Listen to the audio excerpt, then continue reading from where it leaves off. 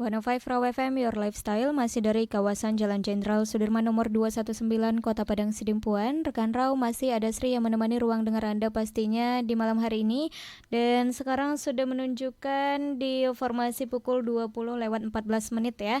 Dan gimana kabarnya malam hari ini? Masih baik ya pastinya. Oke, seperti biasa ini hari Jumat, tentunya di edisi 10 Desember 2021 kita selalu ada acara talk show hukum ya. Dan di Studio Raw FM sudah hadir narasumber kita. Langsung saja kita sapa nih. Selamat malam. Assalamualaikum warahmatullahi wabarakatuh. Selamat malam para pendengar Raw FM ya. Selamat malam juga Sri. Iya, baik. Oke, ada Bang Samsuri Azhari ya yang mengisi talk show hukum pada edisi hari ini. Dan gimana kabarnya malam hari ini, Bang? Ya, alhamdulillah kabar baik Sri. Oke, baik. Hari ini kita membahas tema hubungan hukum dengan HAM ya. Iya, betul sekali Sri. Oke, baik. Hubungan hukum dengan HAM. Nah, jadi untuk para rekan Raw semua, kita juga sudah posting ya poster acara kita, dan juga kita sudah live di Instagram di @rawfm Padang Sidimpuan, dan juga live di Facebook @rawpadangsidimpuan. Jadi mungkin sudah ada pertanyaan dengan mendengar tema kita pada malam hari ini, hubungan hukum dengan HAM. Jadi boleh kirimkan pertanyaan Anda dari via chat WhatsApp 0822 99 99 6105 ataupun komen kolom komentar di live Instagram ataupun live Facebook. Baik, sebelumnya nih Bang, kenapa memilih tema hubungan hukum dengan HAM pada malam hari ini? Begini Sri, kebetulan kan ini tanggal 10 Desember ya. Jadi 10 Desember itu kan merupakan suatu hari peringatan hak asasi manusia sedunia. Nah, untuk itu saya rasa mungkin malam hari ini ya kita cukup menarik ya ketika kita berdiskusi ya ringan-ringan saja mengenai hubungan hukum dan HAM. Sehingga nanti mungkin bisa menjadi bahan refleksi juga ke depan ya, khususnya untuk kemajuan daripada penegakan hukum dan HAM lah di negeri ini. Oke, baik. Ya, baik, rekan Raw. Iya, itu dia tadi sudah disampaikan oleh Bang Samsuri Azhari ya, tentunya kenapa memilih tema hubungan hukum dengan HAM. Baik, jadi sebelumnya apa sih Bang hubungan hukum dengan HAM ini? Oke, sebelum ke sana Sri, sebenarnya kan kalau kita berbicara HAM ini ya begitu luas sekali kan. Tapi setidaknya pengertian dasar daripada hak asasi manusia itu adalah merupakan suatu hak dasar yang dimiliki oleh setiap manusia yang sejak ia lahir, yang merupakan suatu anugerah Tuhan ya, yang patut ya kita hormati dan kita junjung tinggi. Bahkan ada beberapa ahli mengatakan bahwasanya tanpa ada hak itu maka manusia mustahil untuk hidup. Nah, untuk itu sebenarnya hak-hak ini merupakan yang sangat penting dan esensial sekali bagi manusia kan gitu. Nah, ketika kita berbicara hukum, maka hukum ini kan merupakan suatu instrumen untuk melindungi hak-hak daripada setiap orang, termasuk juga tentunya melindungi masalah hak asasi manusia kan. Nah, di samping itu hukum ini juga memberikan batasan terhadap perilaku dari satu manusia ke manusia yang lain, tentu dalam hal mungkin pencapaian kebutuhan hak hidupnya ya kan. Nah, sehingga walaupun di dalam hak ini kita diberikan berbagai macam kebebasan, tentunya kebebasan itu harus bisa kita ukur dengan yang namanya batasan-batasan itu. Nah, hukumlah yang menjadi batasan-batasan itu. Nah, ketika pula kita melihat pendapat salah satu ahli yang mengatakan bahwasannya eh, ciri-ciri negara hukum itu salah satunya adanya pengakuan terhadap hak asasi manusia. Nah, ketika kita berbicara Republik Indonesia, ya kan, yang jelas dalam pasal 1 ayat 3 dalam Undang-Undang Dasar Negara Republik Indonesia dijelaskan bahwasanya negara Indonesia itu merupakan negara hukum. Nah, lalu bagaimana proses apa namanya responnya terhadap HAM ini? Nah, ketika kita melihat ke sana, sebenarnya di dalam pembukaan Undang-Undang Dasar Negara Republik Indonesia, di dalam pembukanya saja kita sudah melihat betul bahwasanya negara ini mempunyai komitmen yang kuat di dalam penegakan HAM. Khususnya misalnya dalam alinea pertama, di situ dikatakan bahwasanya kemerdekaan itu ialah hak segala bangsa. Maka oleh sebab itu, maka penjajahan di atas dunia harus dihapuskan karena tidak sesuai dengan pri kemanusiaan dan pri keadilan. Nah, di situ kan negara Republik Indonesia ini mengambil sikap bahwasanya penjajahan itu merupakan suatu hal yang bertentangan, ya kan? Artinya ini kan kemerdekaan ini merupakan suatu hak asasi manusia tentunya. Jadi di dalam pembukaan undang-undang saja kita sudah melihat bagaimana komitmen daripada negara ini terhadap penegakan HAM itu sendiri. Nah, kemudian kita turun satu tingkat misalnya di dalam Undang-Undang Dasar Negara Republik Indonesia. Di situ juga mengatur begitu banyak hak-hak yang diberikan kepada setiap warga negara. Ya, tentunya itu termasuk antara lain juga merupakan ruang lingkup daripada HAM itu sendiri. Misalnya di dalam pasal 27, ya, bagaimana setiap warga negara diberikan hak untuk diperlakukan secara sama di hadapan hukum misalnya. Kemudian mulai pasal 28 huruf A sampai J juga di situ diberikan hak. Kemudian turun satu tingkat lagi misalnya di dalam tingkat peraturan perundang-undangan. Kita juga melihat bahwasanya negara Republik Indonesia ini juga sudah membuat atau membentuk yang namanya undang-undang secara khusus mengatur tentang HAM. Misalnya dalam Undang-Undang nomor 39 tahun 1099, yang mana dalam undang-undang ini mengatur bagaimana ruang lingkup daripada HAM itu sendiri kan, yaitu hak untuk hidup, hak untuk melanjutkan kehidupan, berumah tangga, ya kan, hak untuk mendapatkan pendidikan, hak untuk bebas berpendapat, hak untuk diperlakukan secara adil. Kemudian di sini juga mengatur bagaimana perlindungan terhadap anak. Nah, jadi di dalam undang-undang kita pun sebenarnya sudah mengatur masalah hak-hak asasi ini, sehingga tidak disewenang-wenang, artinya pemerintah atau negara Republik Indonesia ini sebenarnya cukup mempunyai komitmen yang kuat terhadap proses penegakan HAM itu sendiri. Kemudian di samping itu juga misalnya kita melihat bahwasanya negara Republik Indonesia juga sudah membentuk yang namanya peradilan khusus tentang HAM, peradilan HAM, yang payung hukumnya itu misalnya dalam Undang-Undang nomor 26 tahun 2000, ya, di situ mengatur tentang bagaimana pelaku tindak kejahatan pelanggaran HAM ini diadili di dalam suatu pengadilan yang khusus, ya kan.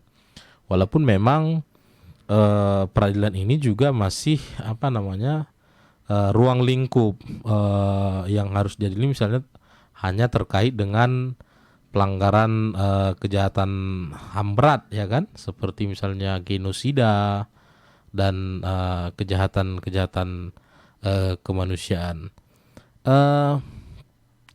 Jadi sebenarnya ya oke lah, secara aturan sumber hukum kita sudah melihat bagaimana negara Republik Indonesia mempunyai komitmen yang begitu kuat terhadap penegakan HAM ini.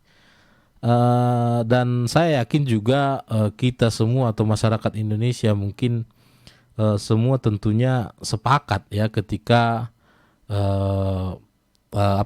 berbicara terkait penumpasan pelanggaran-pelanggaran HAM berat ini, misalnya seperti diskriminasi, ya kan? Saya rasa hampir masyarakat semua hampir tidak setuju dengan hal itu kan. Tetapi ada sisi lain yang menurut saya terkadang kita lupa ya. Tapi sebenarnya ada implikasinya atau ada akibatnya yang pada akhirnya berujung kepada hak-hak asasi manusia itu. Saya rasa itu nanti akan kita jelaskan pada sesi berikutnya, Sri. Oke, baik. Kalau gitu kita break dulu sebentar ya Bang. Dan ini juga udah banyak banget pertanyaan dari via live Instagram dan juga live Facebook. Nanti akan dijawab oleh Bang Samsuri tentunya di segmen kedua. Jadi jangan kemana-mana, pastikan untuk stay tune terus di 105 Raw FM, Your Lifestyle. 105 Raw FM, Your Lifestyle, masih dari kawasan Jalan Jenderal Sudirman nomor 219 Kota Padang Sidimpuan. Rekan Raw, masih ada Sri yang menemani ruang dengar Anda pastinya di acara Talk Show Hukum. Tentunya kita membahas tema hubungan hukum dengan HAM dan masih bersama Bang Samsuri Ashari selaku pengisi acara kita pada malam hari ini. Baik, tadi sudah Sri sampaikan ya, ada beberapa pertanyaan sudah masuk dari live Instagram juga dari via chat WhatsApp. Dan kayaknya kita ke pertanyaan yang di live Instagram dulu ya Bang. Boleh. Oke, baik. Ini pertanyaannya dari Girezi_sor. Oke. Kalau nanya apakah setiap negara ada HAM dan diterapkan untuk semua kalangan kesetaraan gender, dan apakah HAM selalu dijadikan tameng untuk perlakuan perlindungan? Oke, baik. Ketika pertanyaan yang pertama misalnya apakah setiap negara ada HAM, tentu sebenarnya justru hak asasi manusia ini berlaku secara universal ya. Jadi berlaku kepada setiap insan ataupun yang ada di bumi ini. Cuma tergantung bagaimana suatu negara itu menyikapi terhadap penegakan perlindungan pengakuan HAM ini kan. Jadi kalau melihat ke situ, misalnya ketika kita melihat suatu negara yang berdasar hukum atau negara yang demokrasi, tentunya ini pasti tidak akan terlepas terhadap kuatnya pengakuan terhadap HAM itu sendiri. Namun di sisi lain ketika negara dengan paham yang otoriter misalnya kan, atau negara yang berdasarkan kekuasaan, memang negara yang menganut paham ini tentu rentan ataupun penegakan HAM-nya mungkin tidak begitu baik dibanding negara-negara yang menganut negara hukum ataupun demokrasi. Tapi pada dasarnya HAM itu tentu berlaku kepada setiap manusia, artinya berlaku secara universal. Kemudian pertanyaan berikutnya tentang kesetaraan gender gitu ya. Termasuk sebenarnya kesetaraan gender itu juga itu sebenarnya kalau menurut saya tidak bagian daripada HAM ya, tapi itu merupakan mungkin bentuk daripada emansipasi wanita misalnya kan. Lagian ya saya rasa tidak ada persoalan di situ kan. Hampir saya rasa banyak negara di dunia ini sudah memperlakukan itu kan, memperlakukan kesetaraan gender. Tidak ada lagi perbedaan yang laki-laki, perempuan gitu kan. Artinya kita semua sama. Ya bahkan ketika kita melihat saja misalnya dalam ruang lingkup kecil saja misalnya di kelas misalnya di sekolah pasti lebih banyak itu orang yang mendapat juara-juara itu kan justru yang perempuan. Nah, artiannya sebenarnya perempuan ini juga mempunyai potensi atau mempunyai hal-hal yang positif untuk melakukan berbagai macam hal. Artinya ya perempuan tidak harus misalnya di dapur atau di rumah ya kan. Artinya mereka mereka juga mempunyai peluang untuk melakukan yang terbaik ya. Jadi saya rasa apa namanya kesetaraan gender itu merupakan apa namanya hal yang penting lah. Tapi saya rasa hampir semua negara sudah memperlakukan itu kan, masalah kesetaraan gender itu. Bahkan sekarang Arab Saudi sekalipun misalnya sudah mulai apa namanya membuka ruang itu, bagaimana Iya. perempuan dan laki-laki ini sama ya.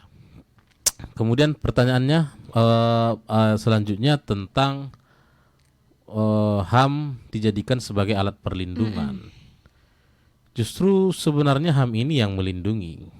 Tapi ketika misalnya kita mempunyai pengertian yang salah terhadap HAM ini, jadi seolah-olah HAM ini apa namanya merupakan suatu pembelaan terhadap suatu hal. Contoh sebagai contoh misalnya contoh konkretnya, misalnya dalam suatu tindak pidana yang dihukum mati, memang banyak mungkin berbagai kalangan yang berpendapat bahwasanya hukuman itu melanggar HAM gitu kan. Jadi seolah-olah hukum ini tidak betul gitu kan. Padahal HAM itu merupakan suatu kebebasan yang diberikan kepada manusia ini yang berlaku secara universal. Namun seperti yang saya katakan tadi, ada tolak ukurnya, batasannya. Apa itu batasannya? Ya tentu hukum. Ya kalau memang hukum mengatakan demikian, tentu itu bukan merupakan suatu pelanggaran HAM. Dalam artian hukum yang berlaku di negara itu kan, dalam artian hukum yang berlaku umum kan. Tapi kalau memang suatu hal itu tidak diatur di dalam hukum, maka itu merupakan pelanggaran HAM. Jadi kalau bahasanya berlindung di balik HAM, saya rasa agak sulit ya, karena HAM itu bisa diukur atau bisa ada batasannya yang namanya hukum itu. Makanya saya katakan bahwasanya hukum dan HAM ini dua sisi yang berbeda tapi mempunyai kaitan yang sama. Jadi ibaratkan satu mata koin yang mempunyai dua sisi yang berbeda. Jadi kita nggak bisa memisah-misahkan ini, hukum dan HAM ini. Jadi itu selalu berjalan beriringan. Semakin bagus penegakan ataupun menjalankan proses hukumnya, tentu semakin kuat pengakuan terhadap HAM ini.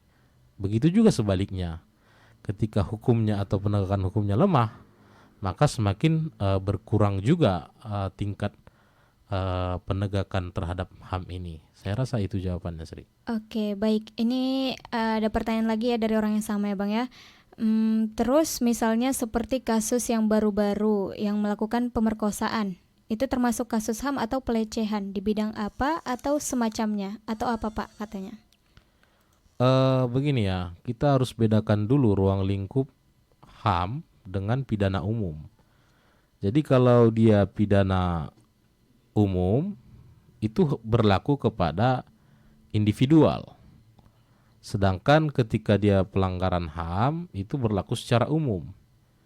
Sebagai contoh misalnya, ketika kita menganiaya si A, seseorang misalnya.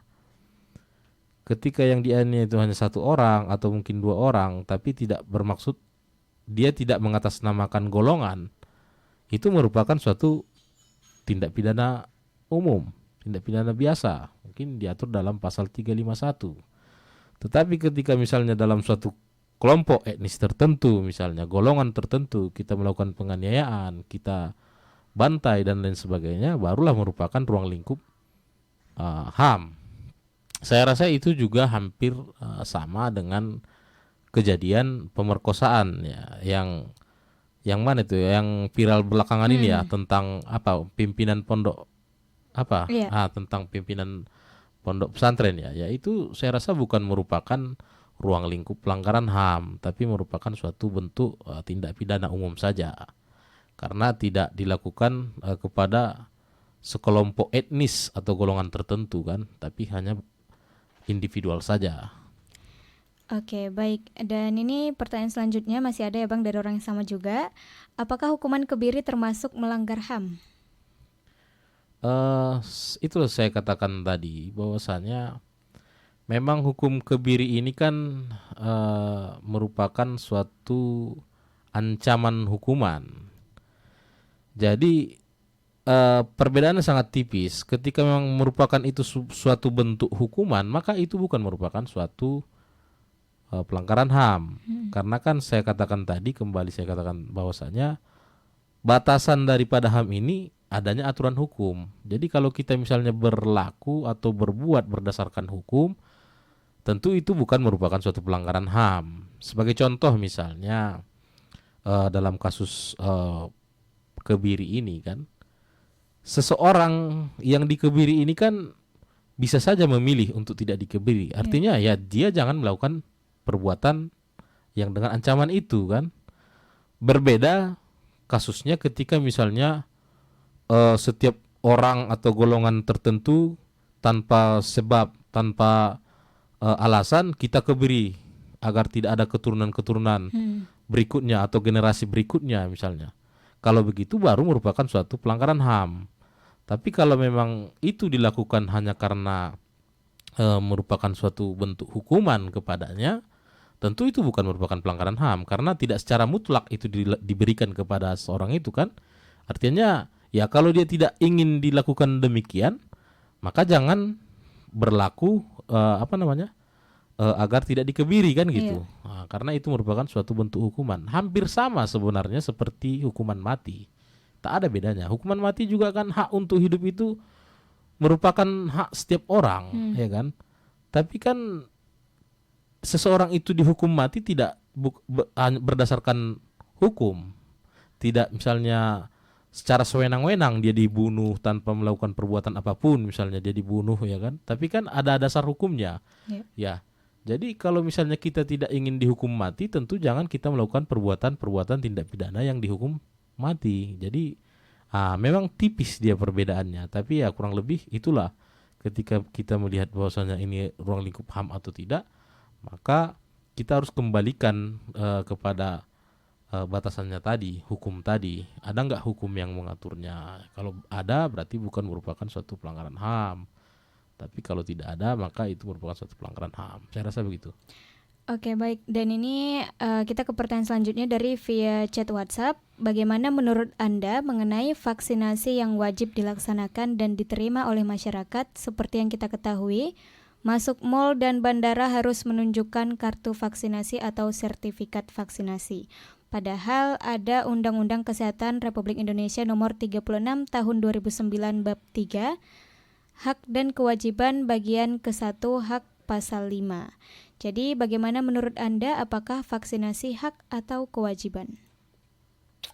Jadi begini ya, ketika memang berbicara kesehatan, memang itu merupakan suatu hak kita ya, hak kita untuk memperlakukan diri kita sehat, misalnya kan memilih fasilitas kesehatan, memilih apa segala macam obat untuk kesehatan pribadi. Itu memang poin yang pertama. Tetapi poin kedua yang perlu harus kita ingat, di samping dalam pemenuhan hak kita tersebut, maka kita juga harus memperhatikan hak-hak orang lain. Dalam artian hak-hak orang lain ya, orang lain juga ingin sehat, orang lain juga ingin terhindar dari penyakit. Nah, dalam kasus vaksinasi ini kan sifatnya mengatur secara umum, artinya tidak hanya untuk individual satu orang, tetapi mengatur umum, masyarakat umum. Semakin kita semakin masyarakatnya mau divaksin, semakin banyak masyarakat yang divaksin, semakin besar perlindungan terhadap masyarakat lainnya. Jadi ya kalau menurut saya ini merupakan suatu kewajiban, ya kewajiban untuk setiap manusia, dalam hal setiap warga negara untuk menjaga hak-hak dari orang lain, warga negara lain khususnya, misalnya dalam kasus pandemi yang saat ini. Justru sebaliknya alasan apa yang membuat kita tidak ingin divaksin? Toh sudah banyak yang sudah dilakukan vaksinasi, saya rasa semua sudah berjalan aman, baik, sehat-sehat, aman. Mungkin sudah, apalagi Indonesia saya lihat, saya baca beritanya mungkin sudah mencapai 60 atau 70% dan semuanya baik-baik saja. Oke, Sehingga baik. tidak ada alasan bahwasanya kita menyatakan bahwasanya saya tidak mau divaksin karena hak untuk memilih saya sehat adalah hak asasi manusia saya gitu kan. Saya rasa itu bukan merupakan suatu alasan yang tepat. Oke, baik. Ini ada pertanyaan lagi dari orang yang sama. Katanya ketika saya melakukan kewajiban yaitu vaksinasi, saya melakukan kewajiban untuk vaksin, kemudian jika terjadi sesuatu terhadap saya, maka perlindungan apa yang akan saya dapatkan atau kemana saya akan mencari perlindungan? Saya rasa pemerintah cukup bertanggung jawab terhadap hal-hal tersebut ya. Mungkin ketika misalnya kita ke tempat atau fasilitas-fasilitas kesehatan pemerintah, tentunya mereka akan membantu proses pemulihan. Jadi begini loh, eh, kita harus ubah dulu cara pandang kita terhadap vaksin ini. Dalam artian seolah-olah vaksin ini memberikan dampak yang buruk kepada kita. Padahal sebenarnya secara bukti faktual yang sudah ada, sudah berapa orang yang telah dilakukan vaksinasi dan ternyata tidak ada yang salah. Nah, kalaupun misalnya ada suatu hal yang salah ketika selesai divaksin, berarti bukan vaksinnya yang salah mungkin, tapi ada hal lain, sesuatu yang salah terhadap pribadi kita kan gitu. Karena kenapa puluhan orang atau bahkan jutaan orang yang sudah divaksinasi aman-aman, tidak ada persoalan gitu kan, tidak ada masalah gitu kan. Nah, dan walaupun misalnya saya yakin ketika pun ada masalah, misalnya saya rasa pemerintah khususnya mungkin yang bergerak di bidang kesehatan tentu akan merawat itu gitu kan, sebagai bentuk tanggung jawabnya lah begitu. Oke, baik. Dan ini ada pertanyaan lagi. Baru-baru ini ada kabar bahwasannya polisi sudah menggerebek pengoplos oksigen di Kota Padang Sidimpuan. Nah, itu bagaimana menurut Abang sendiri? Saya rasa itu jauh daripada tema kita malam hari ini. Tapi artiannya begini ya, kalau memang itu merupakan suatu tindak pidana ya biarkanlah penegak hukum itu bekerja. Saya rasa begitu. Oke, kalau gitu kita break dulu sebentar ya Bang. Dan untuk semua rekan Raw mungkin ada 1-2 pertanyaan lagi bisa Sri terima. Jadi jangan kemana-mana, pastikan untuk stay tune terus di 105 Raw FM, Your Lifestyle. 105 Raw FM, Your Lifestyle masih dari kawasan Jalan Jenderal Sudirman nomor 219 Kota Padang Sidimpuan. Rekan Raw masih ada Sri yang menemani ruang dengar Anda pastinya di talk show hukum. Dan masih bersama Bang Samsuri Asari tentunya mengisi acara pada malam hari ini. Baik, mungkin ada lagi yang ini udah masuk di segmen ketiga ya, rekan Raw dan juga Bang Samsuri. Jadi harusnya kita udah masuk di sesi kesimpulan. Tapi mungkin ada lagi yang akan disampaikan oleh Bang Samsuri. Oke, Sri. Sedikit saya sebenarnya saya ingin mengajak kita sebenarnya dalam tema hari ini melihat hak asasi manusia itu tidak hanya sebatas atau terkait kepada persoalan pelanggaran kejahatan HAM berat ya. Tetapi sebenarnya saya ingin mengajak masih banyak hal-hal ataupun yang ada di sekeliling kita yang secara tidak langsung sebenarnya ada kaitan dengan HAM, tapi mungkin selama ini kita sepele. Seperti contoh misalnya bagaimana pemerintah misalnya memberi ketat di dalam hal pemberian izin lingkungan. Misalnya kalau sebagai contoh misalnya ada suatu usaha yang bergerak misalnya, dalam usahanya ini tentu dia harus mengantongi yang namanya izin lingkungan. Nah, yang mengawasi izin lingkungan ini kan pemerintah. Nah, kalau pemerintah misalnya tidak ketat dalam hal mengawasi izin lingkungan ini, tentu kan yang berdampak kepada masyarakat yang hidup di daerah sekitar usaha ini kan, tentu akan merusak lingkungan. Nah, ketika merusak lingkungan, maka ini kan akan merusak kelangsungan hidup orang-orang yang berada di dalam ruang sekitar itu. Artinya memang itu terkadang kita melihat sepele dan kita tidak melihat itu merupakan bagian daripada pelanggaran HAM. Tapi sebenarnya manusia juga mempunyai hak untuk hidup layak. Jadi kita harus betul-betul memperhatikan itu. Atau misalnya dalam sisi lain, dalam hal ketenagakerjaan. Bagaimana misalnya setiap orang itu berhak untuk mendapatkan upah dan gaji yang layak. Pemerintah juga memang harus betul-betul merespon ini. Bagaimana ketika menentukan UMP. Jadi tidak hanya mementingkan kepentingan sebagian orang atau tanda kutip pengusaha, tetapi juga harus mementingkan para pekerja ini agar tadi tidak terjadi pelanggaran HAM, mungkin dalam tanda kutip HAM ringan ya, seperti untuk kehidupan pekerjaan yang layak. Atau bahkan di sisi lain misalnya di dalam sisi penegakan hukum. Bahwasanya di penegakan hukum bahwasanya salah satu hak asasi manusia itu ada mendapatkan suatu keadilan yang sama. Jadi ini merupakan suatu bahan evaluasi juga bagi kita para penegak hukum. Apakah hari ini kita sudah berbuat seperti itu?